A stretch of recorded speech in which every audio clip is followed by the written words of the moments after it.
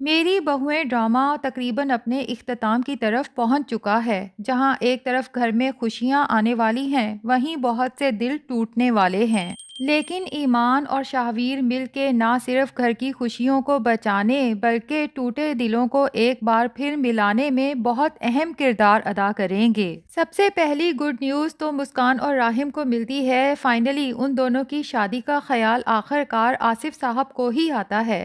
کہ گھر کے مسائل تو چلتے ہی رہیں گے، لیکن اس کی وجہ سے بچوں کے ساتھ اتنی ناانصافی نہیں کرنی چاہیے۔ پہلے ہی دونوں نے اپنی شادی کو لے کے بہت صبر و تحمل کا مظاہرہ کیا ہے، لیکن اب ان کے صبر کو مزید آزمانا نہیں چاہیے۔ تبھی آصف صاحب شہناز اور رفیق کو بلا کے کہتے ہیں کہ اب میرے خیال سے مسکان کی شادی کی ڈیٹ فکس کر دینی چاہیے۔ حالانکہ شہناز کو اعتراض ہے کہ آصف بھائی آپ کی طبیعت بھی ٹھیک نہیں اور پھر گھر میں اتنے پرابلمز چل رہے ہیں، جس پہ آصف صاحب ہی سمجھاتے ہیں کہ گھر میں جو اداسی کا ماحول ہے، مجھے لگتا ہے کہ مسکان اور راحم کی شادی سے خوشی میں بدل سکتا ہے، اور اپنی خواہش کا اظہار کرتے ہوئے کہتے ہیں کہ میں اپنی زندگی میں ہی مسکان کو اپنے گھر رخصت ہوتے دیکھنا چاہتا ہوں،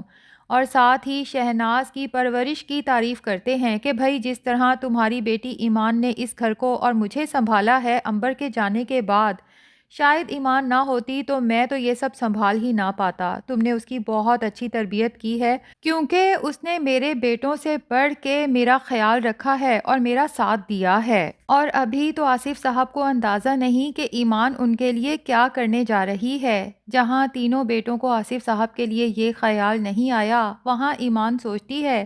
کہ اگر ابو کی دکان واپس خرید لی جائے تو اسے لگتا ہے کہ نہ صرف ابو مصروف ہو جائیں گے بلکہ ان کی خوشیاں بھی لوٹ آئیں گی، کیونکہ ایمان کو اندازہ ہے کہ دکان بیچنے کے بعد سے ہی ابو کی صحت ڈاؤن ہونا سٹارٹ ہوئی ہے، اور شاید امی بھی یہی غم لے کے اس دنیا سے چلی گئیں۔ لیکن اب ایمان آصف صاحب کو کھونا نہیں چاہتی، تبھی وہ شاہویر سے کہتی ہے کہ مجھے اس سلسلے میں تمہاری مدد درکار ہے،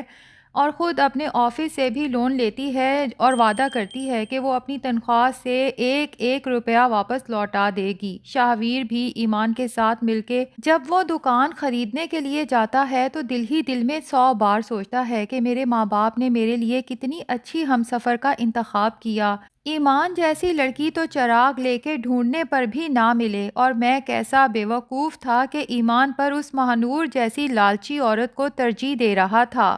وہیں سہیل بھائی بھی ایمان کی تعریف کرتے ہوئے کہتے ہیں کہ بیٹا تمہارے جیسی بہو تو اللہ ہر کسی کو دے، اور شاہویر سے کہتے ہیں کہ تم بہت خوش قسمت ہو کہ تمہیں ایسی بیوی ملی، اور ساتھ ہی کہتے ہیں کہ میں یہ دکان تو اپنے مالی حالات کی وجہ سے بیچنا چاہتا تھا، لیکن میری دل سے خواہش تھی کہ یہ دکان کسی اور کے پاس نہ جائے بلکہ آصف صاحب واپس آئیں اور اپنے بزنس کو اسی ٹھاٹ باٹ کے ساتھ اپنے تینوں بیٹوں کے ساتھ مل کے سنبھالیں۔ جبکہ سہیل بھائی نے جب آصف صاحب سے یہ بات کی تھی تو آصف صاحب نے تو صاف کہہ دیا تھا کہ سہیل بھائی خواہش تو میری بھی یہی ہے، لیکن میری جیب اس بات کی اجازت نہیں دیتی۔ اب کس منہ سے سہیل بھائی کو بتاتے کہ میں تو دکان بیچ کے اپنے تینوں بیٹوں کو ان کا حصہ دے چکا تھا، اور اب وہ تینوں ایک دوسرے کے ساتھ بزنس کیا ایک دوسرے کے ساتھ رہنا بھی پسند نہیں کرتے۔ بہرحال اب ایمان کے آفس کے لون، اپنی سیونگز، گاڑی سیل کرنے کے بعد اور اپنی جیولری بیچنے کے بعد اور شاہویر کی رقم ملانے کے بعد بھی جو رقم بنتی ہے وہ دکان کی کل قیمت سے ابھی کم ہے، جس پہ ایمان سہیل بھائی سے التجا کرتی ہے کہ فی الحال اگر آپ یہی رقم رکھ لیں اور دکان ہمارے حوالے کر دیں تو میں آپ سے وعدہ کرتی ہوں کہ آپ کے باقی پیسے بھی جلد ہی ادا کر دوں گی۔ سہیل بھائی بھی خوشی خوشی راضی ہو جاتے ہیں۔ اب جب شاہویر اور ایمان گھر واپس آتے ہیں تو شاہویر ایمان کے پاس جا کے کہتا ہے کہ ایمان مجھے سمجھ نہیں آتی کہ میں کس منہ سے تمہارا شکریہ ادا کروں جو تم نے میرے اوپر اتنا بڑا احسان کیا ہے۔ وہیں ایمان شاہویر کو جتا دیتی ہے کہ میں نے آپ کے لیے کچھ نہیں کیا، یہ دکان میں نے ابو کے لیے خریدی ہے، وہ صرف آپ کے والد نہیں بلکہ میرے ماموں پھپھا اور میرے بھی والد کی جگہ پہ ہیں۔ بہرحال شاہویر بہت خوش ہے اور اسے پورا یقین ہے کہ جب ابو کو یہ خوشخبری ملے گی تو وہ جو آریان اور المیر سے ابھی تک ناراض ہیں، جبکہ شاہویر دیکھ چکا ہے کہ آریان بھائی اور المیر دونوں ہی بہت شرمندہ ہیں اور ابو سے معافی بھی مانگنا چاہتے ہیں، لیکن سمجھ ہی نہیں آ رہی کہ کس منہ سے ان سے معافی مانگے۔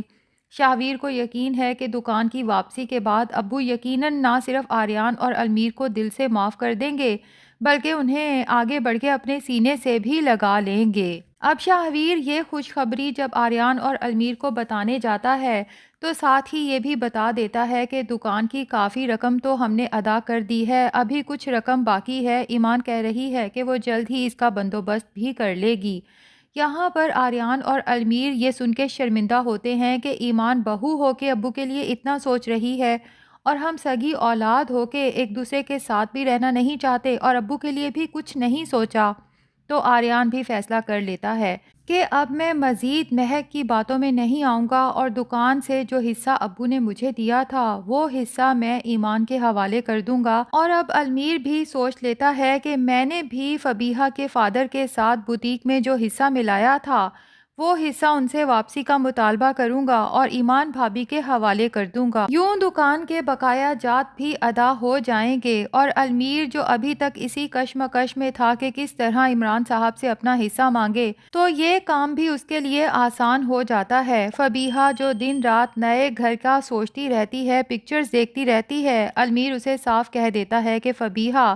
فی الحال میں تمہیں نئے گھر میں شفٹ نہیں کر سکتا، اور ساتھ ہی فبیہہ کو یہ بھی بتا ہی چکا ہے کہ میں تمہاری اصلیت جان چکا ہوں کہ اس معصوم چہرے کے پیچھے کس قدر خوفناک کردار چھپا ہے،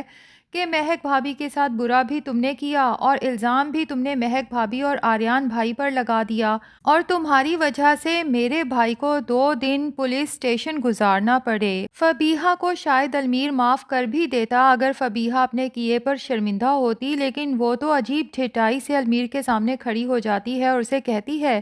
کہ اگر تم میرے ساتھ اس گھر کو چھوڑ کے شفٹ نہ ہوئے تو پھر ہمارا رشتہ خطرے میں پڑ جائے گا۔ فبیہہ کی یہ غلط فہمی ہے کہ شاید المیر یہ سن کے اس کی ایموشنل بلیک میلنگ میں آ جائے گا، لیکن اس بار المیر کہتا ہے کہ ٹھیک ہے، اگر ان باتوں پہ رشتہ ختم ہوتا ہے تو پھر اس رشتے کو ختم ہو ہی جانے دو، کیونکہ میں اتنے کمزور رشتے کو جو چھوٹی چھوٹی باتوں پر ختم ہونے کی نوبت تک آ جائے مزید نہیں چلا سکتا۔ اور فبیہہ جب روتے ہوئے اپنے باپ کے پاس جاتی ہے تو عمران صاحب سوچتے ہیں کہ میں المیر پہ دباؤ ڈالنے کی کوشش کروں گا اور اسے دھمکی دوں گا کہ اگر میری بیٹی تمہارے ساتھ خوش نہیں تو میں تمہیں اپنے بزنس سے بھی الگ کر دوں گا، لیکن المیر کے لیے تو یہ اچھا ہی ہوتا ہے۔ عمران صاحب سے کہتا ہے کہ میں خود اب آپ کی بوتیک مزید نہیں چلا سکتا، ہاں البتہ جو حصہ میں نے اپنا بوتیک میں ڈالا تھا وہ ضرور میں آپ سے وصول کرنا چاہوں گا، کیونکہ میں اپنے باپ اور بھائیوں کے ساتھ بزنس کرنے کا فیصلہ کر چکا ہوں۔ یہاں عمران صاحب بھی گھبرا جائیں گے کہ المیر تو بالکل ہی تبدیل ہو گیا۔ اب ہو سکتا ہے کہ یہاں پر عمران صاحب فیصلہ کریں کہ ٹھیک ہے، اگر فبیہہ المیر کو ہمیشہ کے لیے چھوڑ کے گھر واپس آنا چاہتی ہے تو میں اپنی بیٹی کو رکھنے کو تیار ہوں، لیکن فبیہہ جو المیر سے بے تحاشا محبت کرتی ہے وہ تو اسے صرف ڈرا دھمکا رہی تھی کہ شاید اس طرح سے المیر اسے الگ گھر میں شفٹ کر دے، لیکن جب دیکھے گی کہ میرے روز روز کے تانوں سے المیر تنگ آ کے مجھے ہی چھوڑنے پر آمادہ ہو گیا ہے لیکن اپنے گھر والوں کو چھوڑنے پر آمادہ نہیں ہوا، تو یہاں پر فبیہہ میں بڑی تبدیلی آئے گی۔ وہ خود جا کے نہ صرف المیر سے بلکہ المیر کے کہنے پہ مہک بھابھی اور آریان سے بھی اپنے کیے کی معافی مانگے گی اور المیر سے وعدہ کرے گی کہ آج کے بعد اس گھر میں میری وجہ سے کبھی کوئی فساد نہیں ہوگا، بلکہ یہ بھی ممکن ہے کہ اپنی غلطی کا ازالہ کرنے کے لیے اپنا چھوٹا بھائی زین مہک کی گود میں ڈال دے کہ آج سے یہ آپ کا بیٹا ہے۔ بہرحال ناظرین بے صبری سے انتظار ہے اس لمحے کا جب آصف صاحب کو یہ سب مل کے دکان پر لے جائیں گے، ریبن کٹنگ کروانے کے بعد کہیں گے کہ ابو آج سے یہ دکان واپس آپ کی ہے اور اب ہم یہاں مل کے پھر سے بزنس کریں گے۔ آپ میں سے کس کس کو اس لمحے کا انتظار ہے کمنٹس میں ضرور بتائیں۔ ہمارا ریویو پسند آیا ہے تو ویڈیو کو لائک اور چینل کو سبسکرائب بھی کر دیں۔